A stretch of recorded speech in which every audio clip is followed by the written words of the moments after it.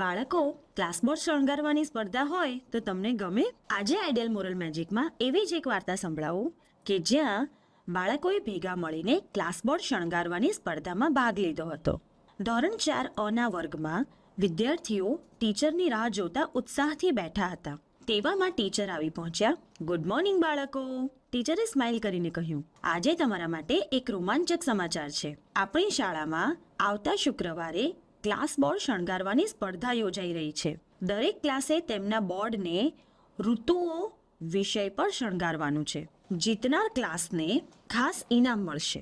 બધા વિદ્યાર્થીઓ આ સાંભળીને ખૂબ ઉત્સાહિત થઈ ગયા. પ્રિયાને ચિત્ર દોરવા અને રંગ પૂરવા ખૂબ પસંદ હતા. તેણે તરત પૂછ્યું, ટીચર, શું અમે સાથે મળીને કામ કરી શકીએ? ટીચરે પણ તેમને પ્રોત્સાહન આપતા કહ્યું, હા, એ ખૂબ સરસ વિચાર છે. ટીમ વર્ક તમને એકબીજાના વિચારો જાણવામાં અને કામ ઝડપથી પૂરું કરવામાં મદદરૂપ થશે. ક્લાસના વિદ્યાર્થીઓએ ઝડપથી કામ વહેંચી લીધું. પ્રિયા અને અર્જુને ઉનાળા અને શિયાળાના ચિત્ર દોરવાની જવાબદારી લીધી. સ્નેહા અને રાહુલે રંગીન કાગળો અને ચોક ભેગા કરવાનું નક્કી કર્યું.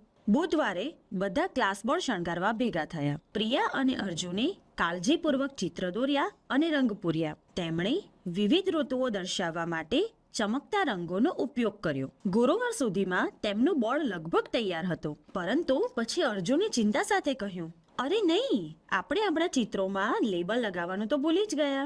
સ્નેહાએ કહ્યું, ચિંતા ન કરો, આપણે ટીમ વર્ક કરીને આજે જ આ કામ પણ પૂરું કરી દઈએ. શુક્રવારે નિર્ણાયકો તેમનું કામ જોવા આવ્યા. વિદ્યાર્થીઓ તેમના બોર્ડની બાજુમાં ગૌરવથી ઊભા રહ્યા. પછી તેમણે સમજાવ્યું કે કેવી રીતે તેઓએ એક ટીમ તરીકે સુંદર સુશોભન કામ પૂરું કર્યું. બપોરે પ્રિન્સિપલ શ્રીએ જાહેર કર્યું, ધોરણ 4 અના વર્ગે પ્રથમ ઇનામ જીત્યું છે. હું તેમને એક ટીમ તરીકે કામ કરવા અને સુંદર બોર્ડ વર્ક રજૂ કરવા બદલ ખૂબ ખૂબ અભિનંદન આપું છું. ટીચરે ખૂબ ખુશ થઈને વિદ્યાર્થીઓને કહ્યું, તમે બધાએ ખૂબ જ સરસ કામ કર્યું. જ્યારે તમે ટીમ વર્ક કરો છો અને એકબીજાને મદદ કરો છો ત્યારે તમે કંઈક અદ્ભુત સર્જન કરી શકો છો. મિત્રો, જોયું ને, આ વિદ્યાર્થીઓએ ટીમ વર્કથી કામ કર્યું તો સ્પર્ધા જીતી ગયા. આ જ રીતે આપણે પણ એકબીજાના પૂરક બનીને એકબીજાની સાથે રહીને કામ કરવું જોઈએ.